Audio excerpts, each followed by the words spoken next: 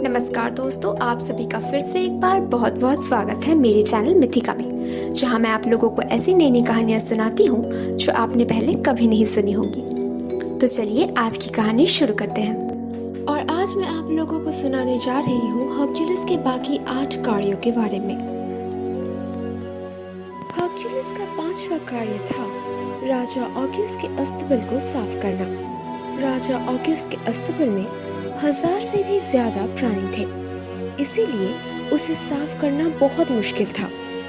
Hercules एक दिन उनके पास जाकर बोले, मैं आपका अस्तबल साफ कर दूंगा, बदले में आपके मवेशियों का 10वां हिस्सा मुझे देना होगा। इस शर्त को राजा ऑगस्ट ने झट से मान लिया, क्योंकि उन्हें लगा हर्क्यूलिस ये काम नहीं कर पाएंगे। अपनी बुद्धि और चतुराई से हर्क्यूलिस ने पहले अस्तबल के दोनों तरफ 2 छेद कर दिए और फिर वहां के कचरे को साफ करने के लिए 2 मुख्य नदियां एल्फियस और पेनियस के धारा को अस्तबल की तरफ मोड़ दिया। जब राजा ऑगस्ट ने सुना कि ये कार्य हर्क्यूलिस को राजा यूरिस्थियस द्वारा दिया गया था, तो हर्क्यूलिस को अपने मवेशियों को देने से उन्होंने साफ मना कर दिया। तब हर्क्यूलिस मदद मांगने एक जज के पास गए, जिन्होंने सब कुछ सुनकर राजा ऑगस्ट से कहा, कार्य को पूरा करने का पुरस्कार हर्क्यूलिस को जरूर मिलना चाहिए। पर जब अपना पुरस्कार लेकर हर्क्यूलिस राजा यूरिस्थियस के पास लौट आए, तो उन्होंने हर्क्यूलिस से कहा कि क्योंकि हर्क्यूलिस ने अपने श्रम से नहीं बल्कि नदियों का इस्तेमाल करके अस्तबल को साफ किया और इस कार्य के लिए पुरस्कार भी लिया, इसीलिए इस कार्य को वो गिनती में नहीं रखेंगे। हर्क्यूलिस का 6वां कार्य था स्टिम्फेलियन पंछियों को हराना।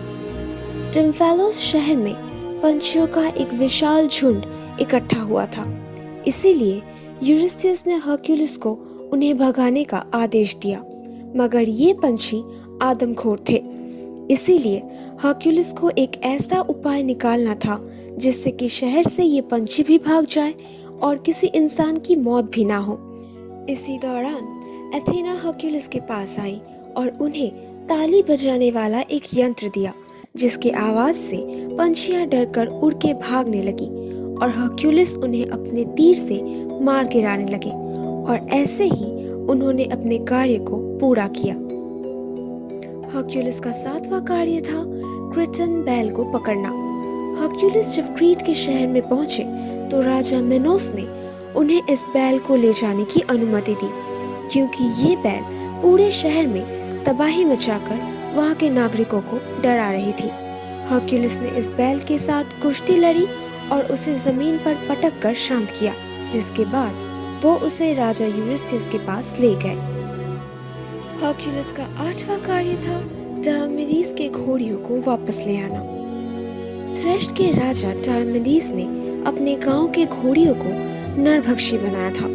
इन घोड़ियों को पकड़ने के लिए हर्क्यूलिस अपने साथ मदद के लिए एब्डरस को ले आए थे, मगर एक घोड़ी ने उन पर हमला कर दिया और उन्हें मार डाला। एब्डरस को दफनाकर उनके सम्मान में हर्क्यूलिस ने एक शहर बनाया, एब्डेरा, और इसके बाद उन्होंने राजा डायोमेडिस को मारकर उनके घोड़ियों को उन्हीं का मांस खिलाकर शांत किया और राजा यूरिस्थियस के पास उन घोड़ियों को ले गए। हर्क्यूलिस का 9वां कार्य था रानी हिप्पोलिटा की बेल्ट को लाना। रानी हिप्पोलिटा एक होनहार अमेज़न योद्धा थी। उनके पास एक चमड़े का बेल्ट था, जिसे युद्ध के देवता एरिस ने उन्हें भेंट में दिया था। यूरिस्थियस उस बेल्ट को अपनी बेटी एडमेट को उपहार में देना चाहते थे। जब हर्क्यूलिस अमेज़न के भूमि पर पहुंचे, तो हिप्पोलिटा ने उनसे वहां आने की वजह पूछी, और हर्क्यूलिस ने जवाब में सच कह दिया कि राजा यूरिस्थियस द्वारा दिए गए कार्य को पूरा करने और उस बेल्ट को लेने वो वहां आए हैं।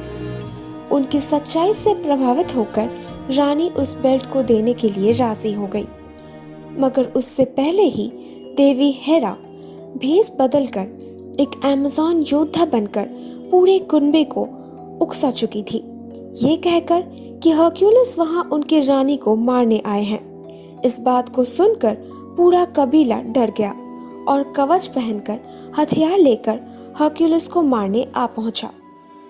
हर्क्यूलिस ने यह देखकर सोचा, रानी हिप्पोलिटा ने उनके साथ छल किया है और उन्हें धोखे से मारना चाहती है, और वो रानी हिप्पोलिटा को मारकर उनके बेल्ट के साथ राजा यूरिस्थियस के पास लौट आए।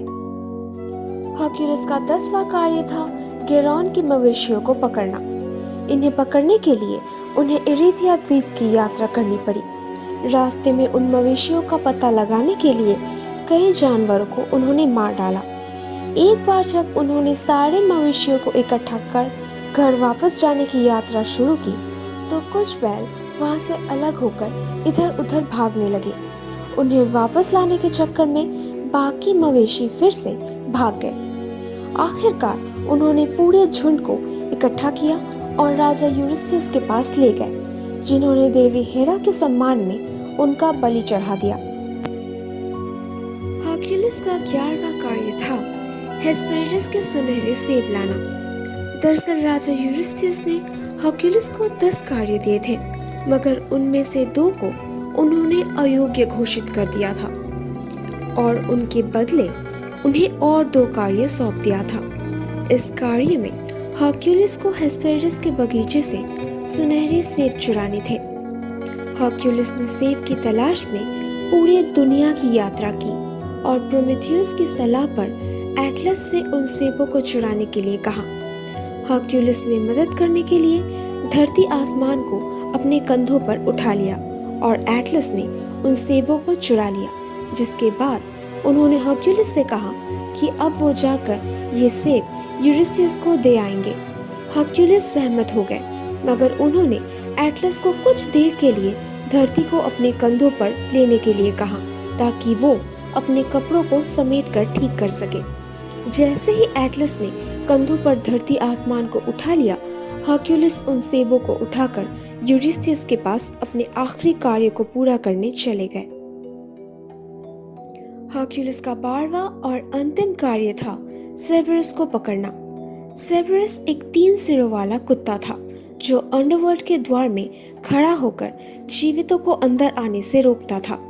हर्क्यूलिस को पता था कि सामने के दरवाजे से वो अंडरवर्ल्ड के अंदर नहीं जा पाएंगे, इसीलिए वो एक गुफा के अंदर के गुप्त रास्ते से अंदर गए। पाताल लोक में पहुंचने तक पूरे अंडरवर्ल्ड के बहुत से राक्षस और जानवरों से लड़ाई की और आखिरकार जब वो हेडिस के सामने आए, उन्होंने सेबरस को जीवित भूमि पर ले जाने की अनुमति मांगी। हेडिस मान गए, मगर एक शर्त पर, बिना कोई हथियार इस्तेमाल किए केवल अपने बल से हर्क्यूलिस को सेबरस को हराना होगा। इस लड़ाई में भी हर्क्यूलिस की जीत हुई और जब वो सेबरस को लेकर राजा यूरिस्थियस के पास वापस आए तो उस कुत्ते का डरावना रूप देखकर राजा डर गए और हर्क्यूलिस से कहा कि वो हेडिस के कुत्ते को वापस अंडरवर्ल्ड छोड़ आए। तो दोस्तों, कैसी लगी आप लोगों को आज की कहानी? अगर अच्छी लगी हो तो प्लीज इसे लाइक कर दीजिए। नीचे कमेंट सेक्शन में लिखकर जरूर बताइएगा कि आप लोगों को कैसा लगा और प्लीज प्लीज प्लीज मेरे चैनल को सब्सक्राइब कर दीजिए और हाँ, अपने दोस्तों के साथ शेयर करना बिल्कुल मत भूलना। मैं आप लोगों से मिलूंगी अगले हफ्ते एक और नई कहानी के साथ।